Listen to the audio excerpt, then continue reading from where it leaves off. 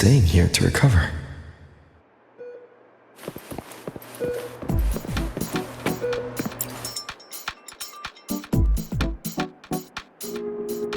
How are you recovering from your injuries, Nora? Oh, it's you, Rover. Yes. I'm feeling much better. Dr. Herson took very good care of me. I just did what he said and rested for a few days here, and I barely feel any pain now. Are you here to visit him? Yes, we have something to discuss. Is he here? He's in the counseling room next door. My friend Segue is in there. It might take a while, huh? Thanks. Take care of yourself.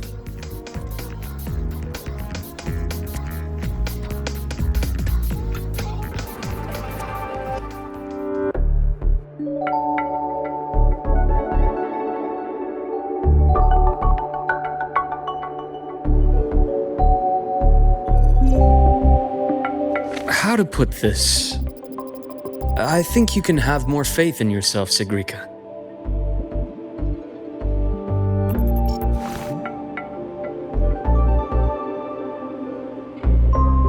Faith in myself. You see, people can be more perceptive than you might realize, including those you care about. So try not to take everything to heart. Go a little easier on yourself.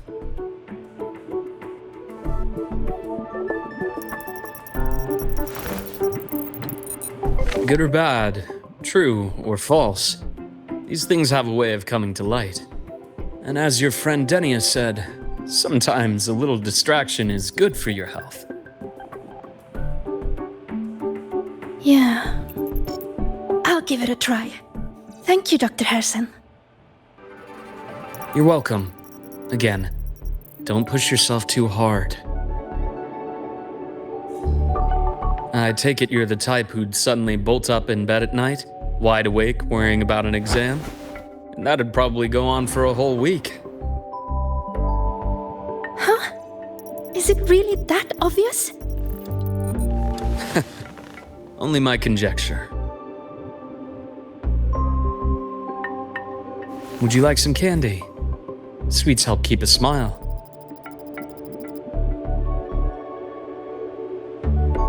Sure. And is it okay for me to come back some other time, Dr. Herson? Why, of course. Feel free to visit my office anytime, Segue.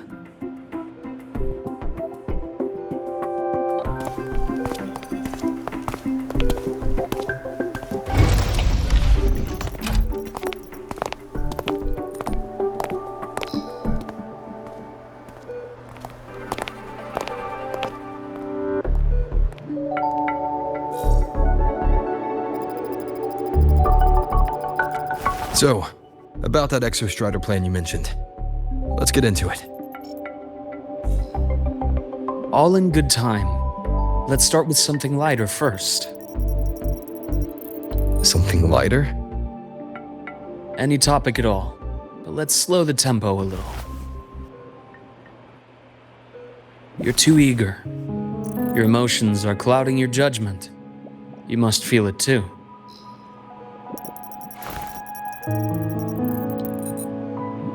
Here, a piece of candy.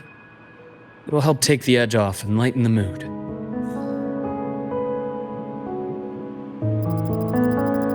No. Thanks. I understand your anxiety over Aemeath's situation. You've always held her dear, but it's taken more out of you than you realize.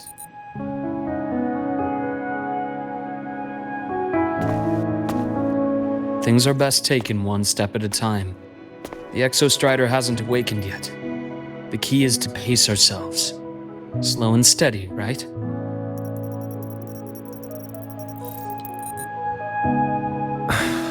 Okay. You're right. Let's table the exostrider for now. Let's talk about you, Luuk. I trust Aemeath. What we experienced together proved she was telling me the truth. And there's a connection there I can't ignore. But you and me, we might be strangers in passing who became confidants, as you put it. But it feels like every conversation we've had just skims the surface.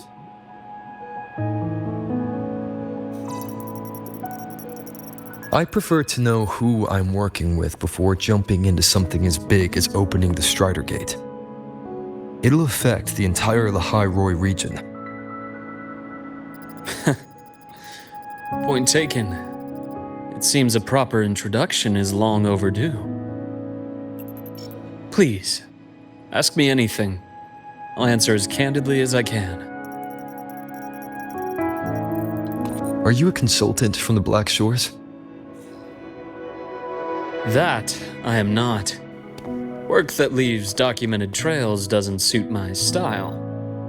But I am acquainted with quite a few bloom bearers. Aemeath said she didn't know you well, but that I could trust you. You also know about the bond between me and her. How? Aemeath is a sharp girl. Even though you never introduced me to her, she could read between the lines of your actions.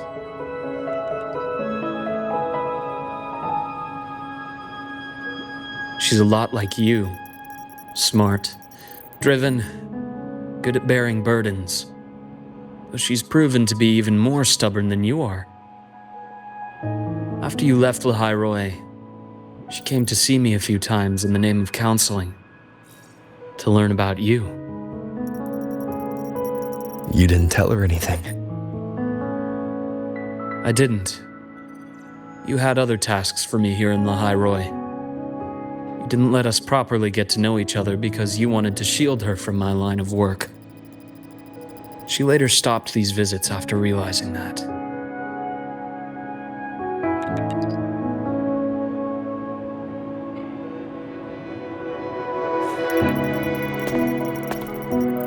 Still, I really hoped she would have opened up to me more. You both tend to keep things to yourselves, and that's never good for anyone.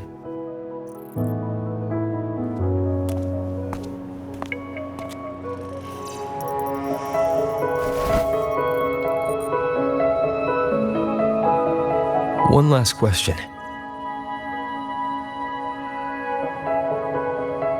What did you mean? I had other tasks for you. That is a key topic, but not suitable for discussion here. The Space Trek Collective is backed by a number of different nations and powers. Their internal politics are of no concern to us. There are many watching eyes among the support staff. The infirmary is, after all, a public space. Why don't we take this somewhere more private? To where? I have a place in mind. Just come with me, golden boy.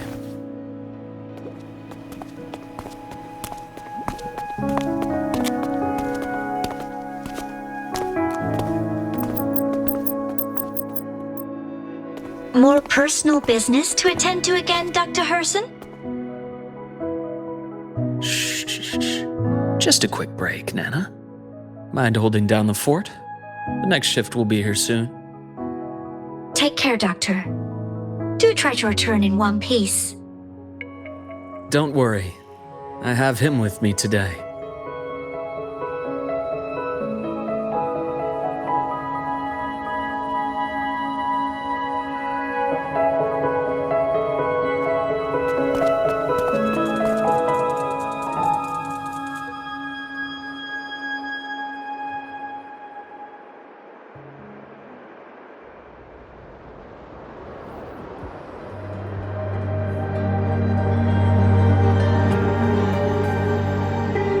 Sundermere. Yes. I keep a small workspace of my own here.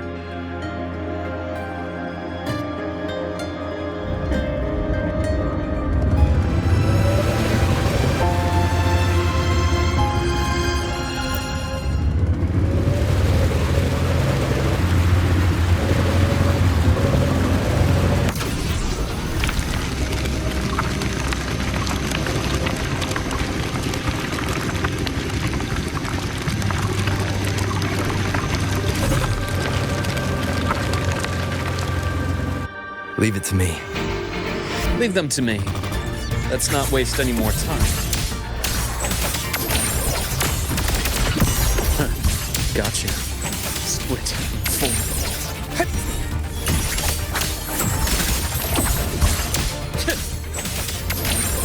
Blink. And agony ends. The Exostrider's sword emits a unique frequency. It shields my workspace from most long-range detection methods. You picked a good spot.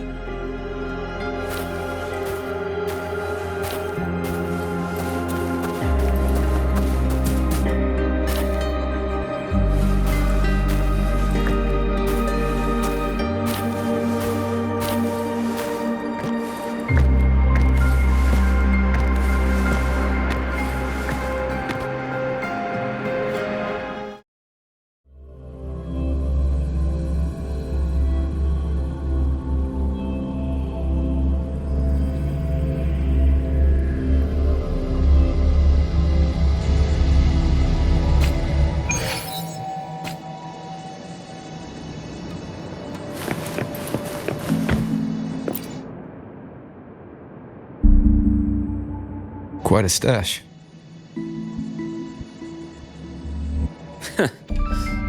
This is what a secret room is about. Now, where were we? Let's start with the conclusion before we get into all the details. You asked me to come to Lahai-Roi to watch for any Fraxidus activity. Warren was the first Fraxidus mole you uncovered, and he certainly won't be the last. Think of the Space Trek Collective as a web of competing powers. It's as much a haven for independence as a playground for agendas.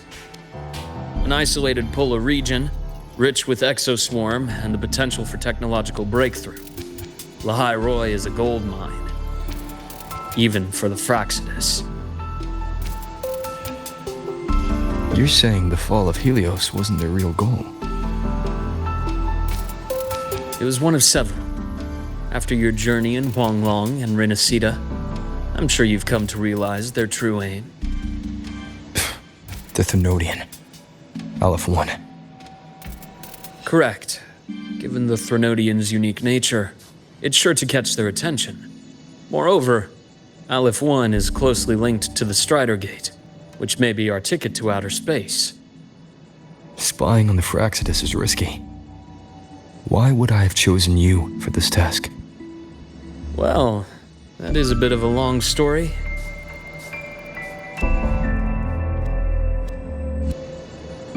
You've always preferred to see things for yourself. Please, follow me to that table.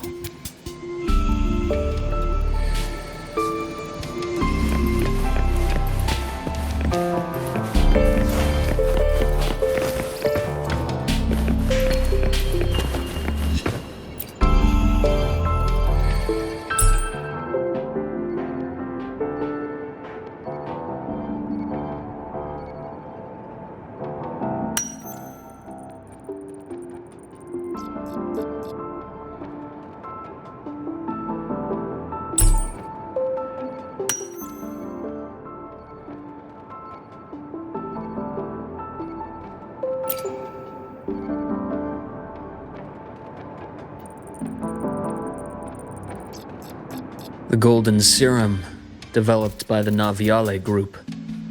But I prefer its other name, Ichor. My father started it as a medication for rare diseases.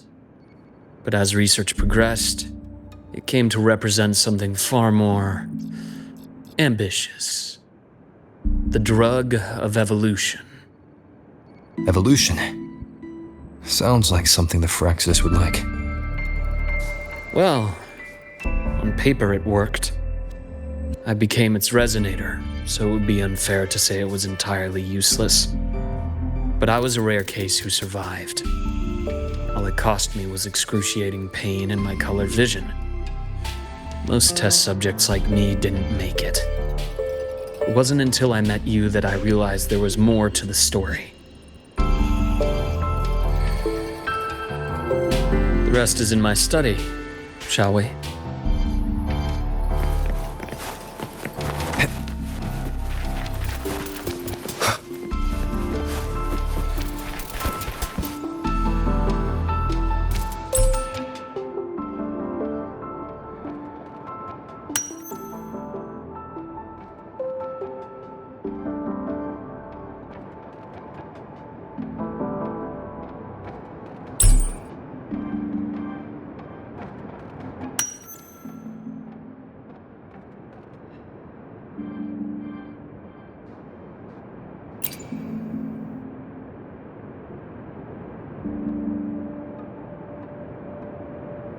my brother Ryan drew this picture.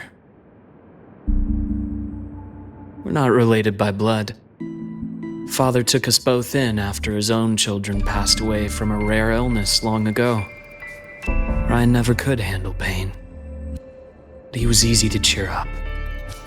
Whenever the grown-ups would give me candy, I'd save it all for him. So, that's why he always has candy with him. For a while, I tried to be the perfect son Father wanted. It never worked, so eventually I stopped trying. It only got worse from there. What Father tried to do to Ryan was unforgivable. And then came that accident. I thought what my father did was a rather mundane story. A cliché, someone trying to atone for past guilt only to cause greater harm. Until your hints made me suspect it was someone's staged finale. So I had my father's grave exhumed. It was empty.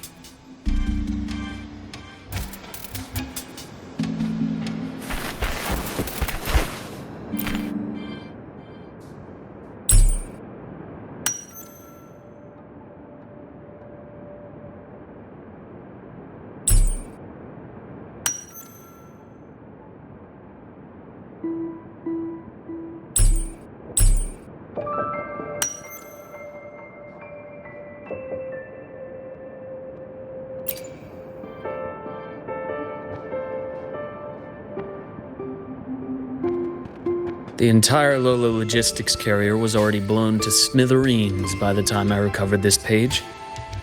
I managed a quick glimpse before the fire consumed most of the page. It is a report from an overseer. A Fraxidus Overseer's report on its way to the new Federation. Yes. Tucked away in a Lola logistics delivery box. The recipient is Eris in the new Federation.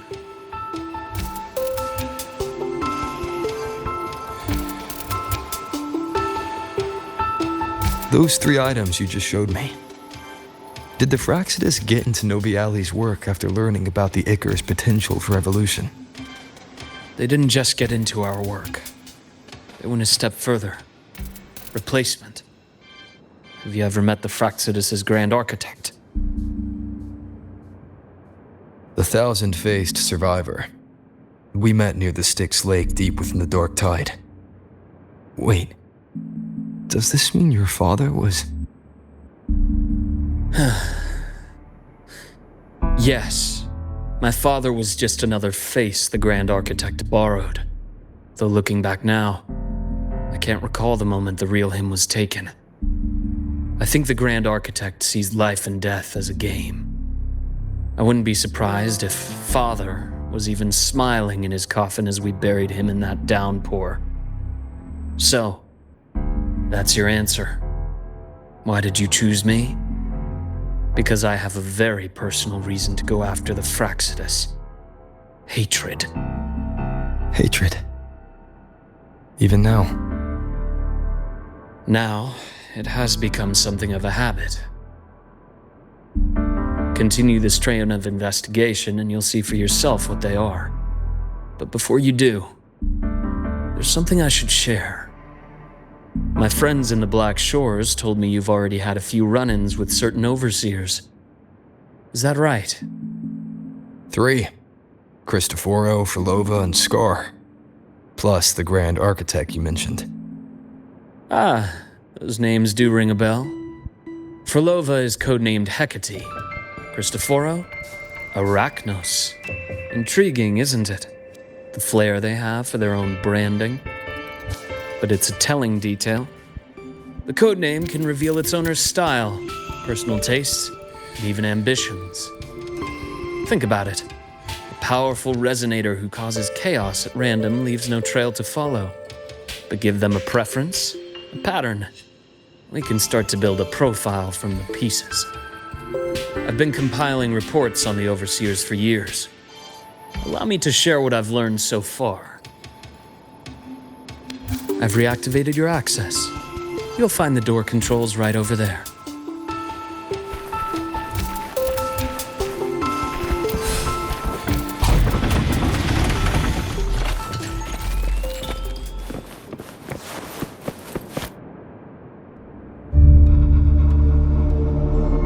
The Fractsidus is loosely organized. Most of its members have only undergone basic, artificially induced body modification. They're not terribly difficult to neutralize. But if you encounter artificers with more creative modifications, you're likely looking at the handiwork of Hydra.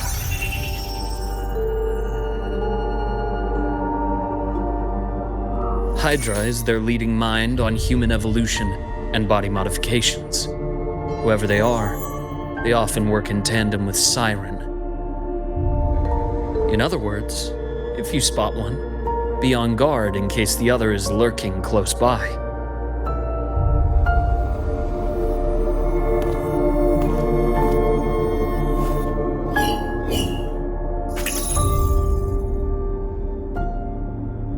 Zashiki Warashi won't require much of your attention. This overseer primarily operates in Ashinohara, a region that's been largely destroyed by the Lament. Ashinohara. I've heard of it somewhere before. The girl we had in the infirmary for a while. Chisa, I remember. The city that trapped her, Honami, is part of Ashinohara. Now, on to two key pieces of the puzzle. I did say the Fractsidus was a loose organization, but even the most scattered cells still need funding to function.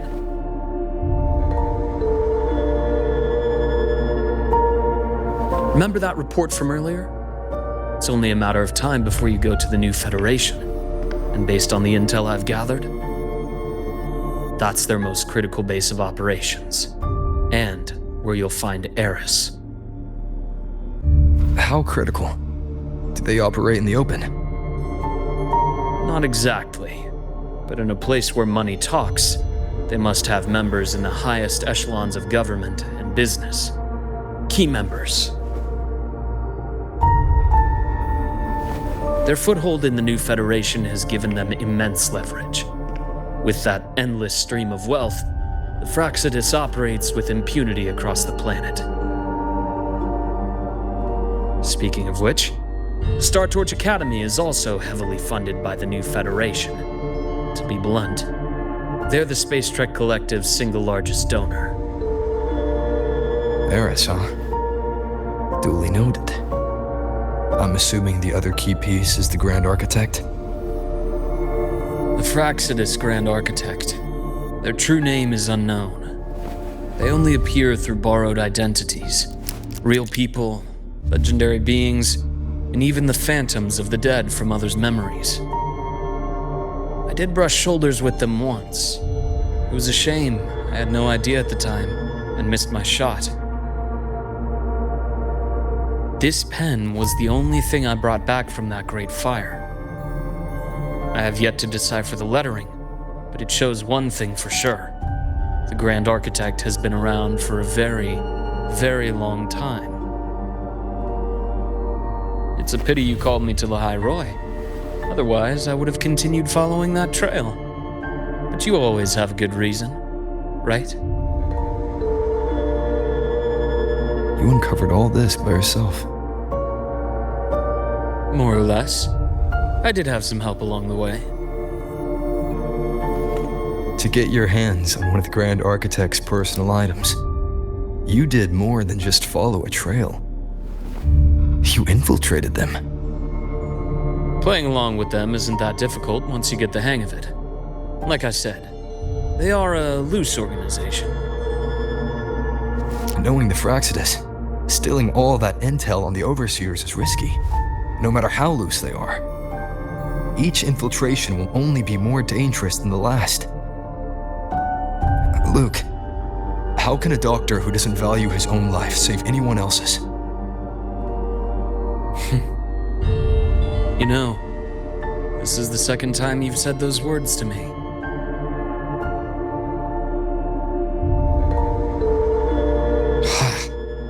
They got away again. If I hadn't been so cautious, I could have taken care of them this time. I should send today's findings to him. It's been 2 years. Suppose I'm due for a report.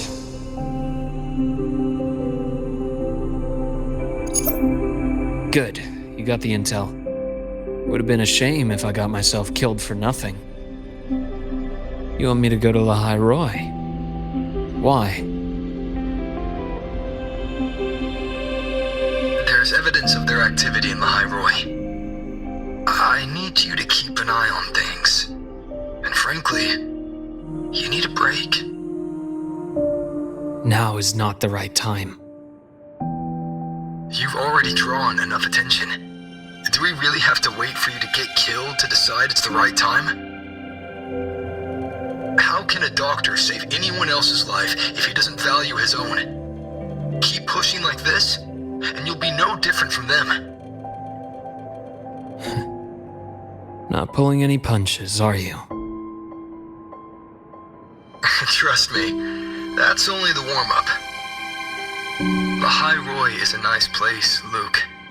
Bright, passionate students. Beautiful snow. Perfect for slowing things down. Listen to me on this. Come.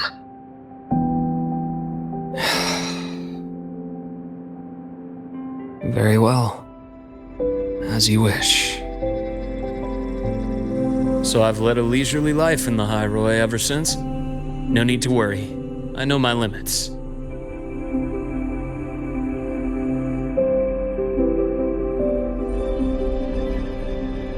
Let's set aside the Fractsidus for now.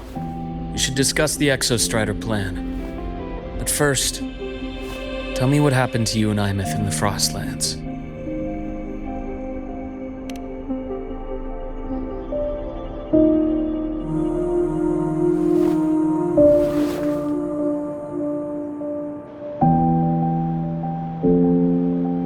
I see.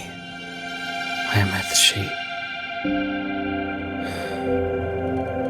No wonder you're in such a state. I understand her reasons.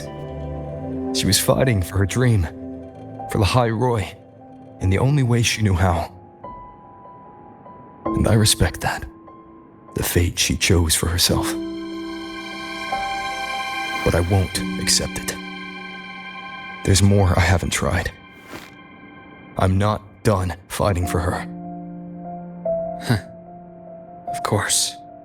I wouldn't expect you to give up so easily.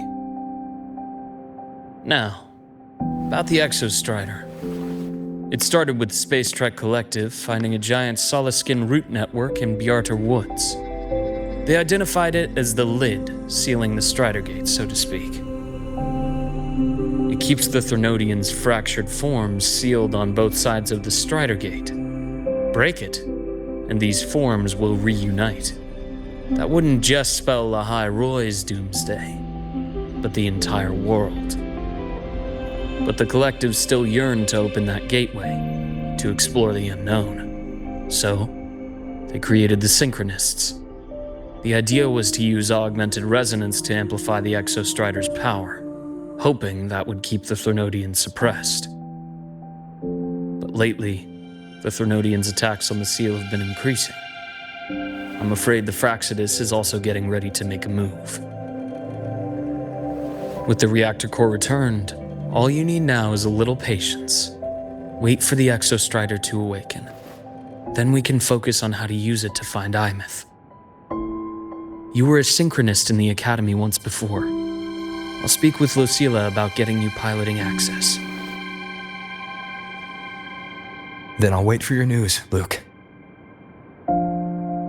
Certainly, but our immediate priority should be the Fractsidus. I have a feeling they're planning to sabotage our plans for the Exostrider.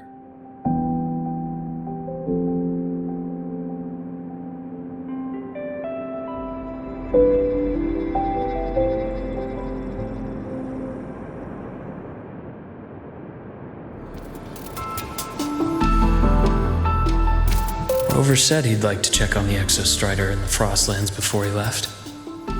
Well, could be a way to take his mind off things. Now then. Dr. Herson, is something the matter? Must you always assume the worst, Lucilla? Can't I just call to chat? I find that highly unlikely, Doctor. Let's skip the preamble. What is it? Rover. Ah, so this is about Aemeath. He was so tight-lipped with me about what happened in the Frostlands, yet he spoke to you. Sitting on our hands won't fix anything, and he was willing to open up. If a friend runs into trouble, I'll naturally step in to listen. Besides, what I have to share today benefits the Academy.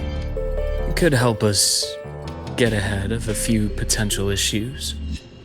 Very well. Let's hear it then. Meet me at the Institute, the usual spot.